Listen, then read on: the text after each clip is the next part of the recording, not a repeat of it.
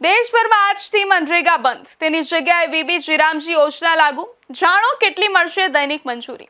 યોજનાનું નામ બદલાયું પરંતુ મંજૂરીમાં વધારો। નમસ્કાર, હું છું પ્રેરણા। આજથી દેશભરમાં મનરેગા યોજના હેઠળ હવે રોજગારી નહીં મળે, કારણ કે આ યોજના બંધ થઈ ગઈ છે અને હવે તેની જગ્યાએ વીબી રામજીએ લઈ લીધી છે। આ યોજના આજથી લાગુ થઈ ગઈ છે, જે હેઠળ દૈનિક મજૂરીમાં પણ સારો એવો વધારો કરાયો છે। વધુ વિગતો ખાસ જાણો।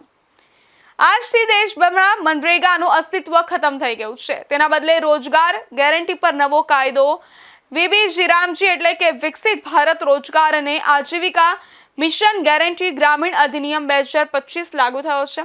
સરકારે આ યોજના હેઠળ નવા મજૂરી દરો પણ નોટિફાઈ કરી નાખ્યા છે, જે મુજબ નવી ગ્રામીણ રોજગારી ગેરંટી યોજના હેઠળ હવે રાષ્ટ્રીય સરેરાશ મજૂરી વધારીને 327.4 રૂપિયા દૈનિક કરવામાં આવી છે, જે મનરેગા હેઠળ 298.8 રૂપિયા દૈનિક આપવામાં આવતી હતી।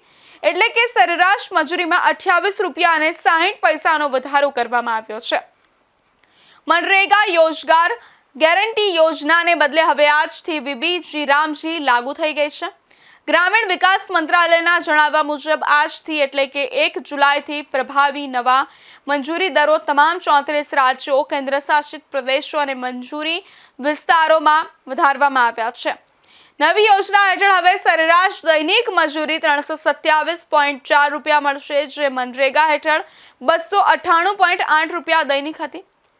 કેન્દ્રીય મંત્રાલયોના જણાવ્યા મુજબ હવે 300 રૂપિયા દૈનિકની રીતે નવા મજૂરી દર નક્કી કરવામાં આવ્યા છે, જેનાથી સુનિશ્ચિત થશે કે યોજના હેઠળ અધિસૂચિત કોઈ પણ મજૂરી તેનાથી ઓછી ન હોય।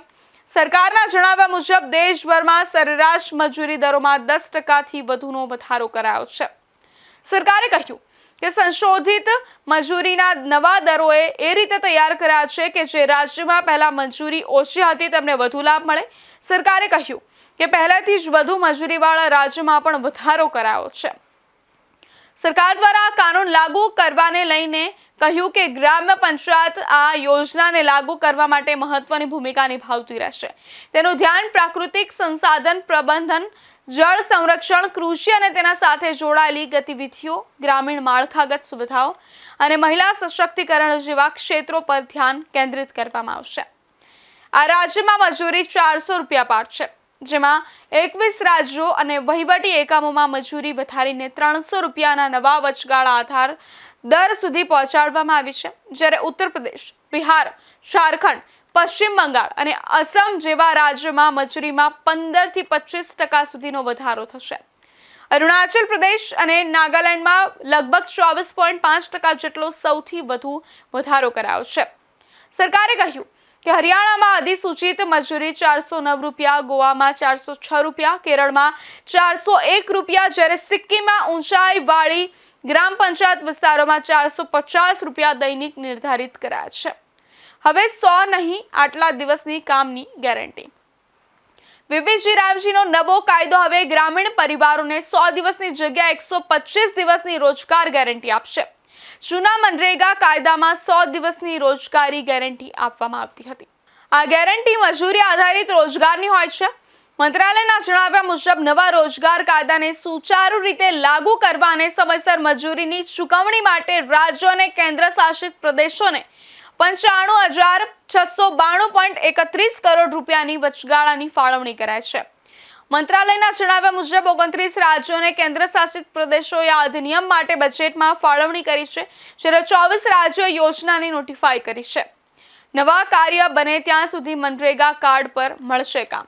સરકારે એ પણ સ્પષ્ટ કર્યું છે કે મનરેગા હેઠળ લોકોને જે જોબ કાર્ડ મળ્યા હતા તે હજુ પણ માન્ય ગણાશે। જૂના મનરેગા કાર્ડ પર જ લોકોને વીબી રામજી હેઠળ કામ મળતું રહેશે।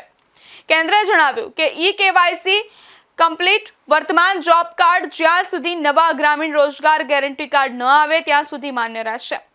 યોજનાના અમલીકરણમાં ગ્રામ પંચાયતોની ભૂમિકા પહેલાની જેમ જ રહેશે।